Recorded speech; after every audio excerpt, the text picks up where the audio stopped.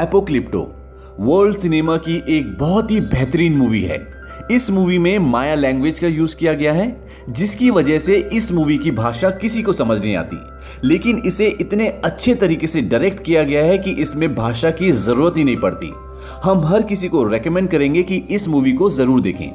Movie शुरू होती है और मूवी शुरू होने के साथ ये दिखाते हैं कि जंगल में एक जंगली कबीला एक सुअर का शिकार कर रहे होते हैं। सुअर भाग रहा होता है और वो सुअर को पकड़ने के लिए अलग अलग तरह से कोशिश कर रहे होते हैं। तभी सुअर का पैर एक रस्सी से टकराता है, जो कि उन्होंने एक फंदा लगाया होता है। दरअसल वो इस तरह के फंदे जंगल में लगा के रखते हैं। तो जैसे सुअर का पैर रस्सी से टकराता है, सामने से एक बहुत बड़ा लकड़ी का टुकड़ा आता है, जिसमें नुकीली नुकीली लकड़ियां लगी होती हैं और सुअर के पेट में घुस जाती हैं और सुअर मर जाता है। वो सब बहुत खुश होते हैं। ये जो कबीला है ये बहुत ही हंसी मजाक, बहुत ही मस्ती करने वाला कबीला होता है। इसके बाद वो शिकार को वहीं पर काटते हैं और सबको एक एक टुकड़ा खाने के लिए देते हैं। किसी को दिल देते हैं, किसी को कान देते हैं, किसी को नाक देते हैं। उनमें से एक इंसान ऐसा होता है जिसकी संतान नहीं हो रही होती और सब उससे बहुत मजाक करते हैं। अब जब उसकी बारी आती है तो वो उसे सुअर के टेस्टिस निकाल के देते हैं और कहते हैं कि इसे खाने से संतान हो जाती है।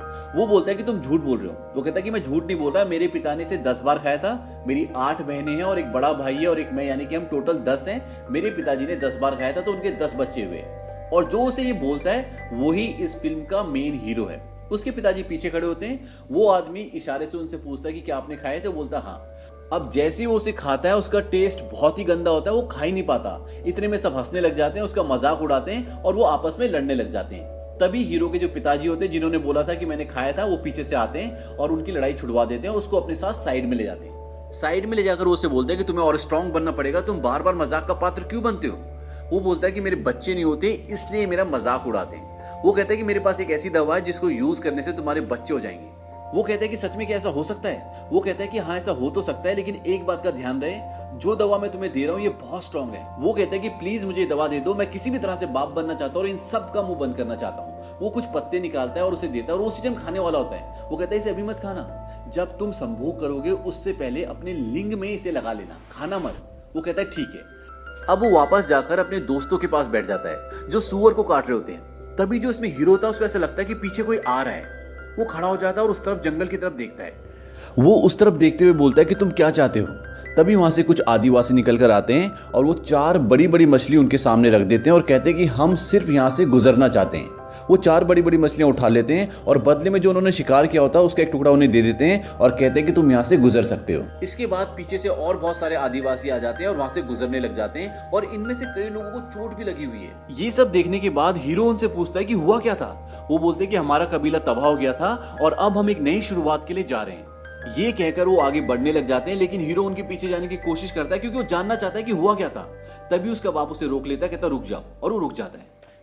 इसके बाद उसके पिता कहते हैं कि वापस गांव चलो और सब वापस गांव की ओर जाने लग जाते हैं। लेकिन पूरे रास्ते में हीरो काफी परेशान होता है। उसके पिता बोलते हैं कि तुम परेशान हो? वो कहता हाँ मैं हूं। उसके पिता बोलते हैं कि वो जो कबीला था उनके दिल में डर बैठ गया था और डर का कोई इलाज नहीं होता, और मैं तुम्हें सलाह देता हूं कि तुम भी मत डरो और अपना ये डर लेकर गांव में तो बिल्कुल मत जाना।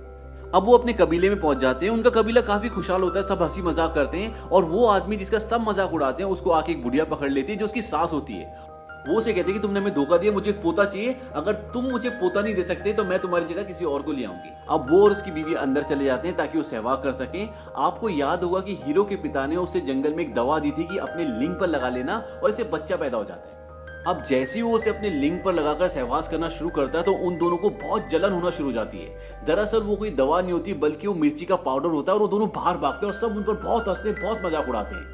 इसके बाद जो इसमें हीरो होता है अपने घर पर जाता है, अपनी पत्नी से मिलता है। उसका एक बेटा होता है और एक बच्चा उसकी पत्नी के पेट में होता है। वो उन दोनों से बहुत प्यार करता है।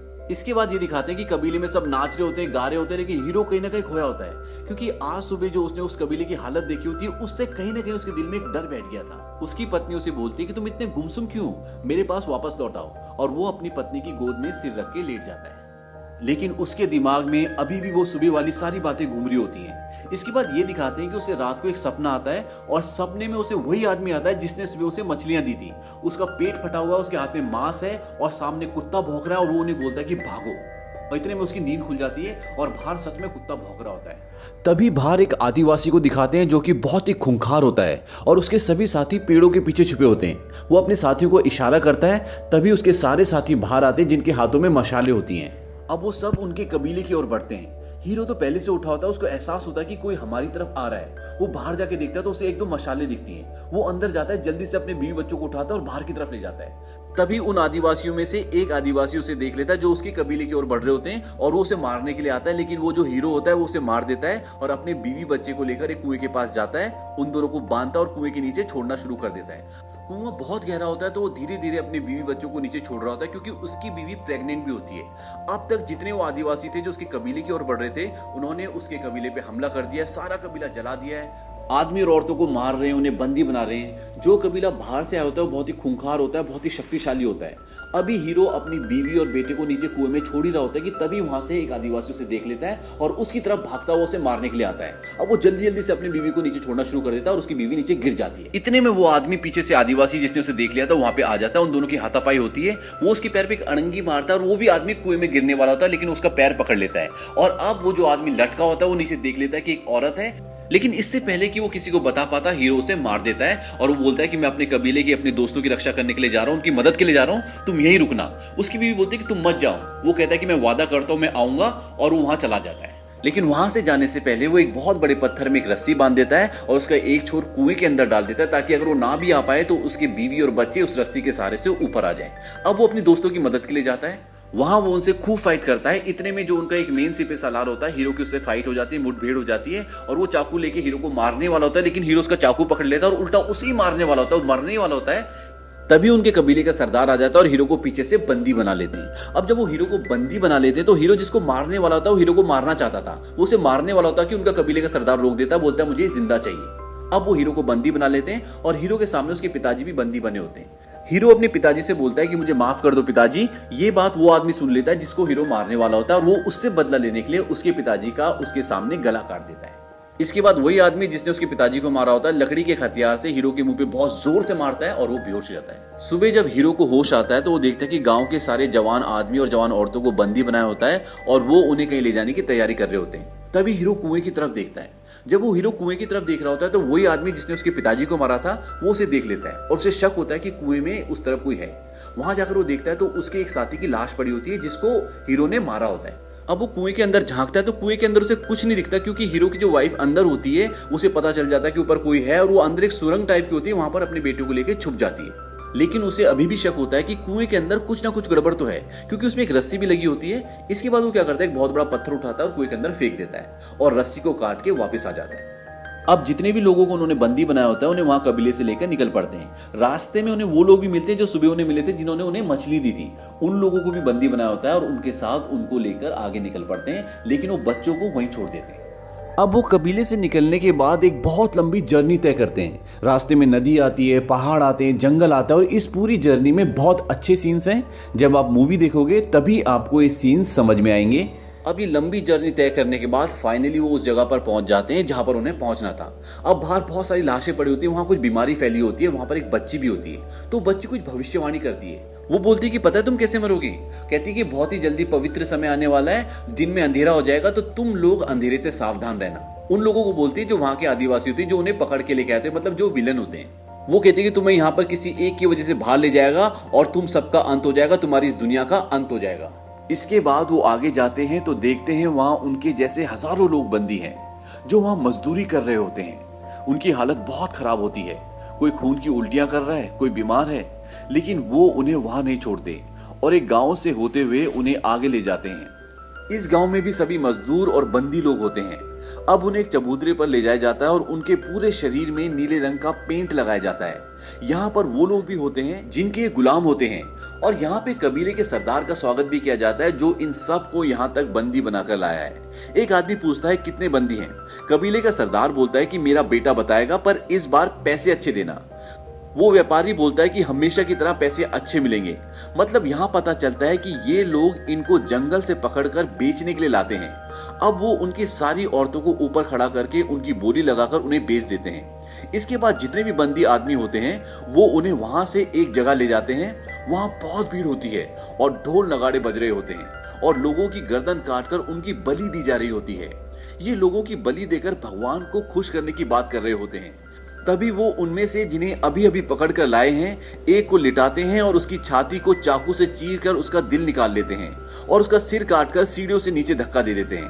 अब हीरो की बारी आती है और जैसे ही वो उसका दिल निकालने वाले होते हैं तभी सूर्य ग्रहण हो जाता है और वो रुक जाते हैं। इसके बाद वो कुछ मंत्र पढ़ते हैं और सूर्य ग्रहण खत्म होने के बाद उन सब को दूसरी जगह ले जाते हैं। यहाँ एक बहुत बड़ा ग्राउंड होता है और दूर ग्राउंड के अंत में झाड़ियां होती है और झाड़ियों के पार जंगल। वो उन्हें बोलते हैं तुम भागो और अपने जंगल चले जाओ। अब जो उन्हें यहाँ पकड़ कर लाए हैं उनका सरदार अपने बेटे को झाड़ियों के पास भेज देता है ताकि अगर कोई वहां पहुंचे तो उसे सरदार का बेटा मार दे। अब वो दो लोगों को भागने के लिए बोलते हैं। वो भागते हैं और पीछे से वो खूंखार लोग उन्हें तीर और भाले से निशाना बनाते हैं और एक की मौत हो जाती है और दूसरे को भी तीर लग जाता है और वो भी गिर जाता है। अब वो हीरो और एक और आदमी को भागने के लिए बोलते हैं। वो दोनों जिगजैग भागते हैं पर एक के सिर पर तीर लग जाता है और वो मर जाता है। अब हीरो झाड़ियों तक पहुंचने ही वाला होता है कि कबीले का सरदार पीछे से तीर मारता है और हीरो की पीठ के वो आर पार हो जाता है और वो गिर जाता है, लेकिन वो मरा नहीं होता। अब सरदार का बेटा जो पहले से वहां होता है वो उसे मारने ही वाला होता है कि वहीं पर एक और घायल पड़ा हुआ आदमी उसका पैर खींचकर उसे गिरा देता है और हीरो को बोलता है कि तुम भाग जाओ। लेकिन कबीले के सरदार का बेटा अपने हथियार से पहले उस आदमी को मारता है जिसने उसे गिराया होता है और फिर हीरो को।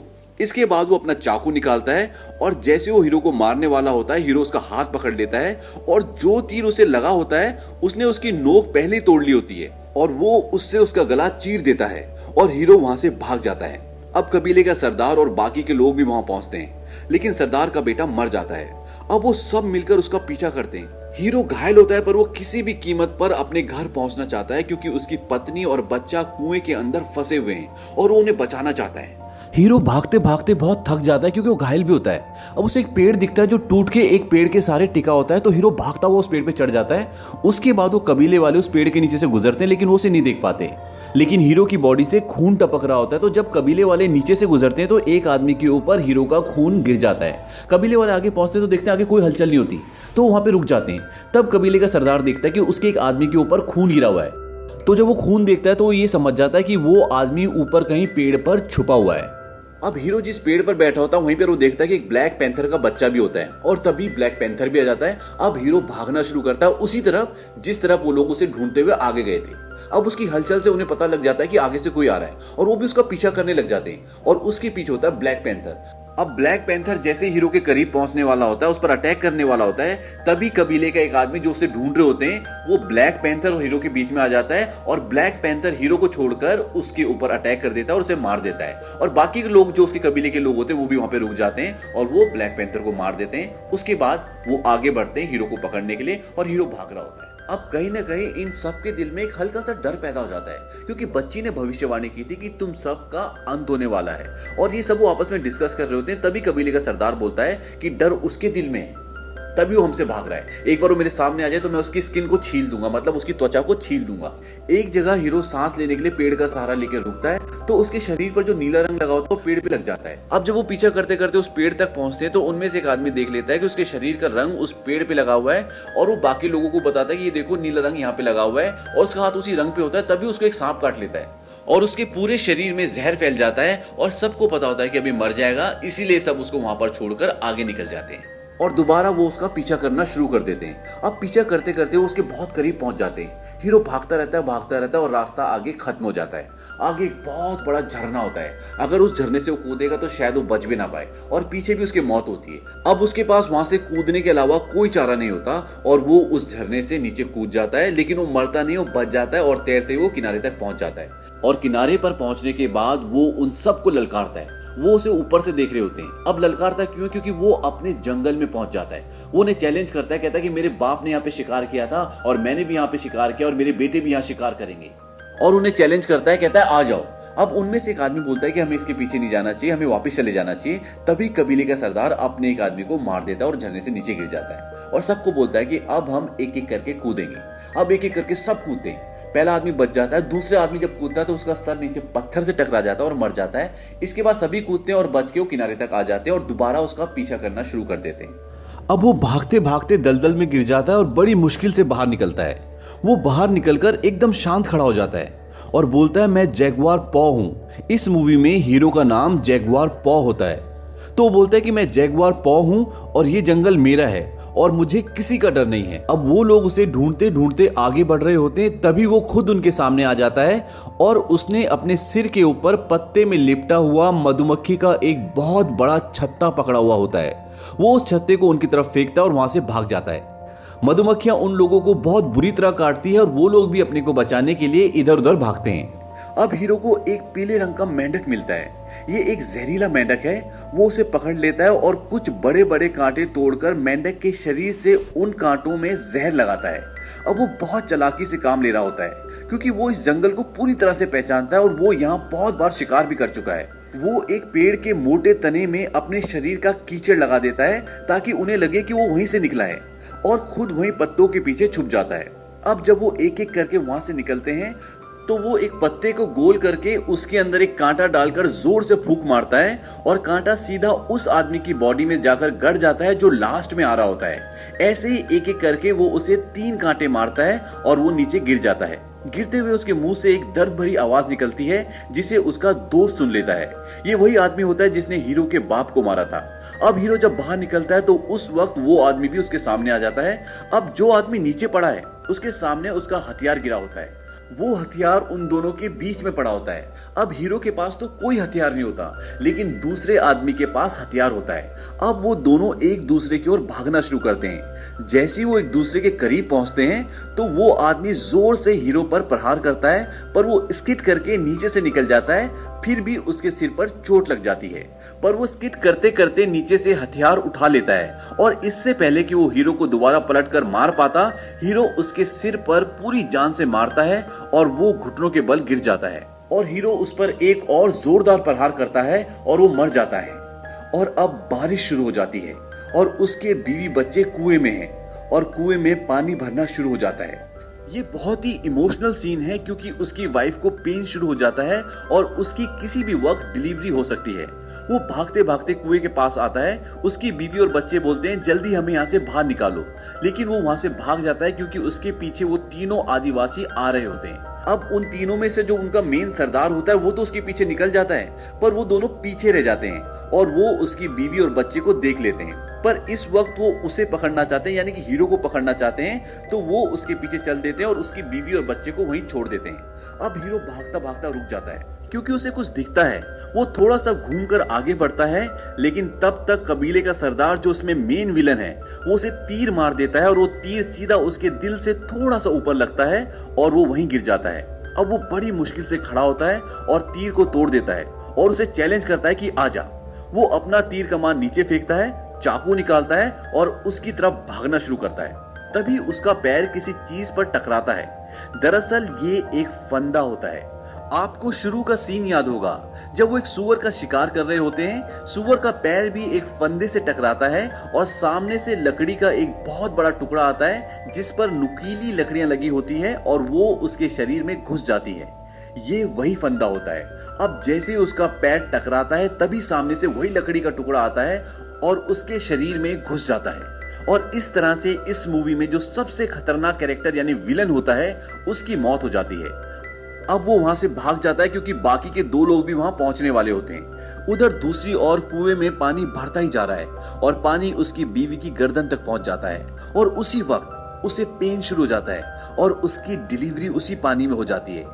और दूसरी तरफ हीरो भागते भागते समंदर के किनारे तक पहुंच जाता है। वो घायल होता है, बहुत थक गया होता है। तभी वो समंदर की तरफ टकटकी लगाकर देखने लग जाता है और तभी वो दोनों भी वहां पहुंच जाते हैं, पर उसे मारते नहीं है बल्कि वो भी समंदर की ओर देखना शुरू कर देते हैं। वहां समंदर पर कुछ बड़े बड़े शिप खड़े होते हैं और नाव से यूरोपियन जिनके हाथ में क्रॉस का निशान होता है वो जंगल की तरफ आ रहे होते हैं। अब हीरो मौका देखकर वहां से भाग जाता है और कुएं पर जाकर अपने बीवी बच्चों को बचा लेता है।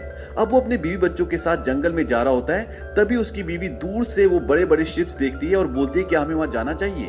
वो बोलता है कि हमें जंगल में जाना चाहिए एक नई शुरुआत के लिए, और वो जंगल के अंदर की तरफ चले जाते हैं। और इसी के साथ ये फिल्म